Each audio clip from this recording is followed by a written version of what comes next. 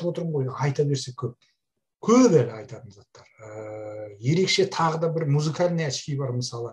Ол очкимен, мысалы, музыканы да тыңдауға болады, телефонмен де сөйлесуге болады ол очки арқылы. Қазіргі наушникқа қарағанда жастар тағып құлағын құртып жүр ғой, біріншіден. Екіншіден, ештеңе маңайдағын естімейді.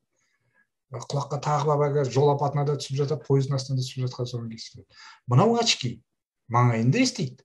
Жаңағы өзінің тыңдап келе жатқан музыкасын, жаңағы телефонмен де сөйлесе береді. Сағат бар, ерекше сағат. Жаңағы мынандай сағат қолға тағып жүреді. Бұл шагомері бар, несі бар, және де давлениеңді көрсетіп отырады, температураңды көрсетіп отырады. Бұл сағаттың несі осы компанияда сатып алған адам, егер де күніне 10 мың адам жүріп жататын болатын болса, оған бонус ретінде $10 төлеп отырады. Бір жеті үзбей жүрсе $100 төленеді. Міне осындай ерекше компания.